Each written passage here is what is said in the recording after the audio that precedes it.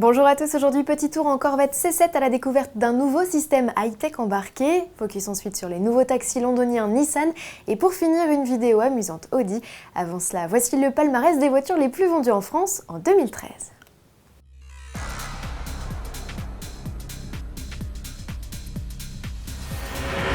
1 790 473, c'est le nombre exact de véhicules particuliers vendus en France au cours de l'année 2013. Le marché est toujours en recul pour la 4e année consécutive, mais la casse est limitée. Le marché se redresse depuis quelques mois. En 2012, PSA Peugeot Citroën a devancé le groupe Renault, écoulant 100 000 exemplaires de plus sur l'année, mais la marque aux losanges reste la plus plébiscitée des automobilistes hexagonaux. C'est donc presque sans surprise que l'on vous dévoile la reine des podiums, et il s'agit de nouveau de la Clio. La 4e génération de la citadine devance ses deux principales rivales, la Peugeot 208 qui opère une belle remontée de la 5e à la 2e place. Derrière elle, la Citroën C3 conserve sa 3e place qu'elle occupait en 2012. Renault est aussi largement présent dans le top 10 des ventes avec 5 modèles, voire même 6 en comptant la Dacia Sandero. Et du côté des véhicules électriques, un modèle fait son entrée cette année et il s'agit de la Zoé de Renault.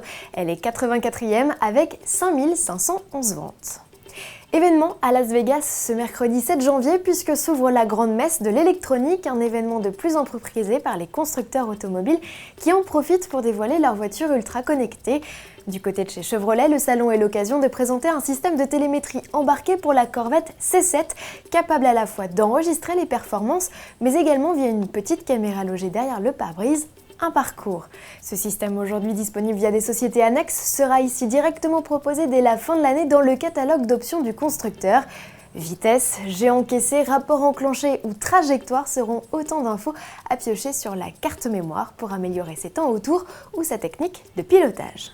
Les taxis anglais, une institution. On ne révolutionne pas si facilement les cabs, alors quand il est question de renouveler une partie du parc, la municipalité et le service des transports n'hésitent pas une seconde à demander à leur nouveau fournisseur, en l'occurrence Nissan, d'offrir un nouveau look à son petit utilitaire, le NV200. Phare, calandre et lumineux sont ici revisités à la sauce du légendaire TX4. Les premiers exemplaires débarqueront fin 2014, tandis que la déclinaison électrique fera son entrée dans la capitale londonienne en 2015.